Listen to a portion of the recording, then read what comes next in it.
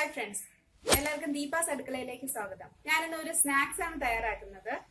ഉണ്ണിയപ്പം കുട്ടികൾക്കെല്ലാം വളരെ ഇഷ്ടപ്പെടുന്ന ഒരു സ്നാക്സ് ആണ്. നമുക്ക് നോക്കാം. ഞാൻ അപ്ലോഡ് ചെയ്യുന്ന വീഡിയോയുടെ നോട്ടിഫിക്കേഷൻ ലഭിക്കാനായി സബ്സ്ക്രൈബ് ചെയ്ത് ബെല്ലൈക്കൺ പ്രസ് ചെയ്യുക.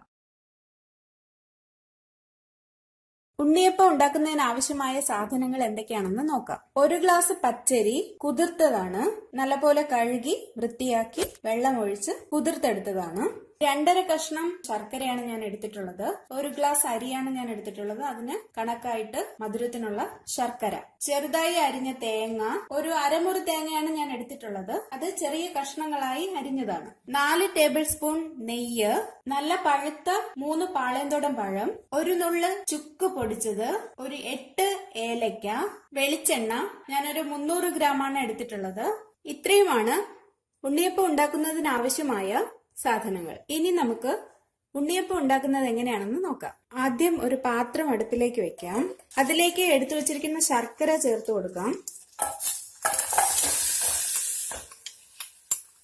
ശർക്കര ചെറുതായിട്ടൊന്ന് പൊടിക്കണം. അതിലേക്ക് കുറച്ച് വെള്ളം ഒഴിച്ചു കൊടുക്കണം. ഒരു 1/2 ഗ്ലാസ് വെള്ളമാണ് ഞാൻ എടുത്തത്. ശർക്കര ഉരുകി പാനിയാകുന്നത് വരെ വെയിറ്റ് ചെയ്യണം. ശർക്കര ഉപയോഗിച്ച് എന്ത് സാധനം ഉണ്ടാക്കിയാലും കുറച്ച് വെള്ളത്തില് പാനിയാക്കി അരിച്ചെടുക്കണം. അതിനകത്ത് നിറയെ കല്ലും പൊടിയും ഒക്കെ കാണും. അപ്പൊ നമ്മൾ അരിച്ചെടുത്തില്ലെങ്കിൽ അതില് നമ്മൾ ഉണ്ടാക്കുന്ന ഫുഡിൽ കല്ല് കടിക്കാൻ സാധ്യതയുണ്ട്. അതുകൊണ്ട് ശർക്കര എടുക്കുമ്പോൾ എപ്പോഴും നമ്മൾ ഇതുപോലെ പാനിയാക്കി എടുക്കാൻ ശ്രദ്ധിക്കണം. ഇടയ്ക്കിടയ്ക്ക് ഇളക്കി കൊടുക്കണം, അല്ലെങ്കിൽ അടിയിൽ പിടിക്കാൻ സാധ്യതയുണ്ട്. നല്ലവണ്ണം പൊടിച്ചിട്ട് കൊടുത്താൽ പെട്ടെന്ന് അലിഞ്ഞു കിട്ടും. ശർക്കര പാനി തയ്യാറായാൽ അത് അരിച്ചെടുക്കേണ്ടത് ചൂടോടുകൂടി തന്നെ അരിപ്പിൽ അരിച്ചെടുക്കണം. അല്ലെങ്കിൽ ഇത് അരിക്കാൻ പറ്റത്തില്ല, അരിക്കാൻ ഭയങ്കര പ്രയാസമായിരിക്കും. കാരണം പെട്ടെന്ന് ഇത് കട്ടിയാവാൻ സാധ്യതയുണ്ട്. അതുകൊണ്ട് തിളപ്പിച്ച ഉടനെ തന്നെ ഒരു അരിപ്പിൽ അരിച്ചെടുക്കണം.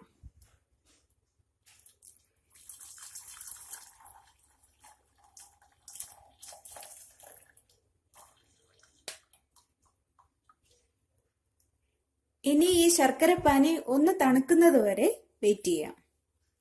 ശർക്കരപ്പാനി നല്ലപോലെ തണുത്തിട്ടുണ്ട്. ഇനി നമുക്ക് ഒരു അരിയാട്ടുന്ന ജാർ എടുക്കാം.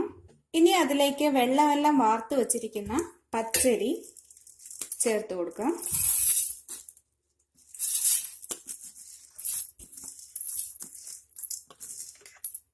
അതിലേക്ക് ശർക്കരപ്പാനി ഒഴിക്കാം.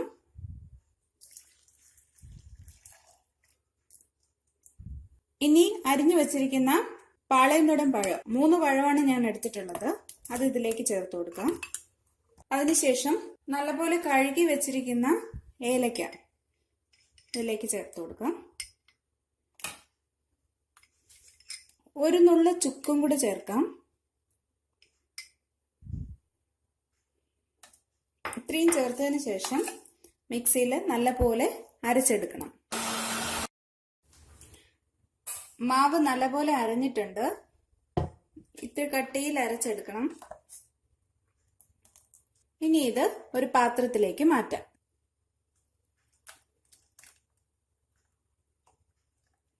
അടുത്തതായി നമുക്ക് ഒരു സ്റ്റൗ കത്തിച്ച് അതിലേക്ക് ഒരു പാത്രം വെച്ച് കൊടുക്കാം. പാൻ ചൂടായിട്ടുണ്ട്. അതിലേക്ക് എടുത്തു വെച്ചിരിക്കുന്ന നെയ്യ് ചേർത്ത് കൊടുക്കാം.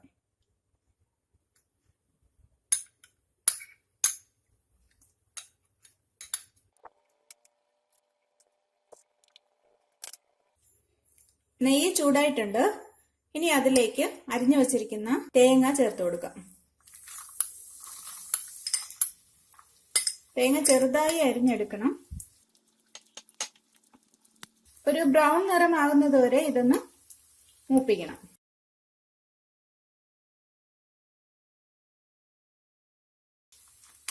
ചെറിയ തീയിലിട്ട് വേണം മൂപ്പിക്കാൻ, കരിഞ്ഞു പോകാൻ പാടില്ല. തേങ്ങ മൂത്തിട്ടുണ്ട്. സ്റ്റൗ ഓഫ് ചെയ്യാം. ഇനി നമുക്ക് എടുത്തു വെച്ചിരിക്കുന്ന മാവിലേക്ക് ഈ തേങ്ങ ചേർത്ത് കൊടുക്കാം.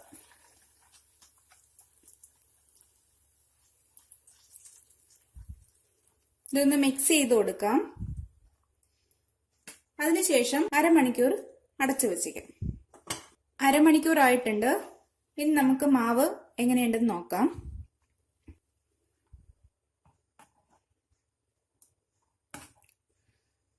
മാവ് ഒരുവിധം പാകമായിട്ടുണ്ട്. ഇനി നമുക്ക് ഒരു ഉണ്ണിയപ്പച്ചട്ടി അടുപ്പിൽ വെച്ചിട്ടുണ്ട്. ഇനി അതിലേക്ക് അത് ചൂടായതിനു ശേഷം അതിലേക്ക് ആവശ്യത്തിന് എണ്ണ ഒഴിച്ചു കൊടുക്കാം. എണ്ണ ഒഴിച്ചു കൊടുക്കാം. ഓരോ കുഴിയും നിറയുന്ന കണക്കിന് എണ്ണ ഒഴിച്ചു കൊടുക്കണം.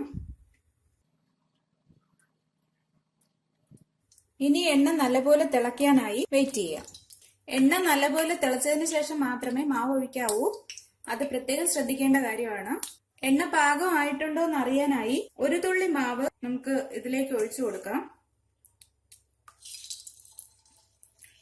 മാവ് നല്ലപോലെ പൊങ്ങി വരുന്നുണ്ടെങ്കിൽ എണ്ണ പാകമായിട്ടുണ്ടെന്നാണ്. എണ്ണ നല്ലപോലെ പാകമായിട്ടുണ്ട്.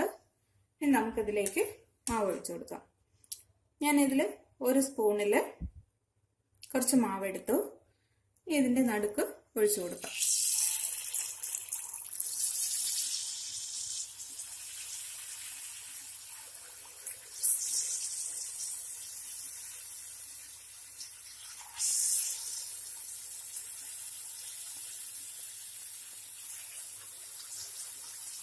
ചെറിയ തീയിൽ വെക്കാൻ മറക്കരുത്.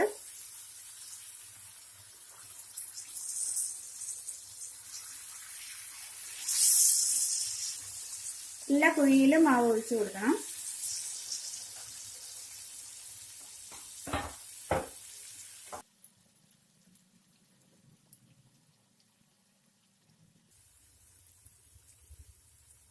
മാവ് നല്ല പൊങ്ങി വന്നിട്ടുണ്ട്.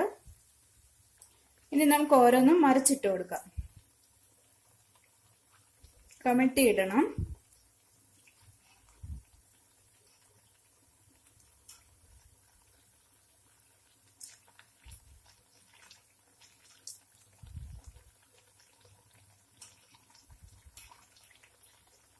ഉണ്ണിയപ്പത്തിന്റെ സൈസ് ചെറിയ സൈസാണ് വേണ്ടതെങ്കിൽ കുറച്ച് മാവ് ഒഴിച്ചാൽ മതി.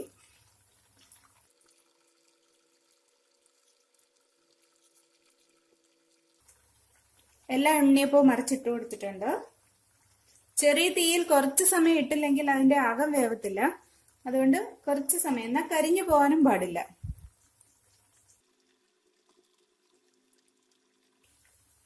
ഇനി അതൊന്നുകൂടെ തിരിച്ചിട്ട് കൊടുക്കാം.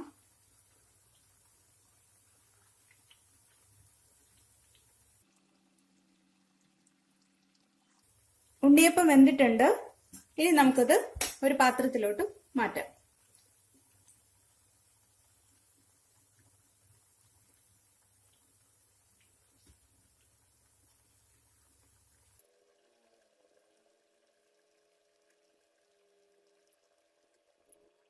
അങ്ങനെ എളുപ്പത്തിൽ തയ്യാറാക്കാൻ പറ്റുന്ന സ്വാദിഷ്ടമായ ഉണ്ണിയപ്പം തയ്യാറായിട്ടുണ്ട്.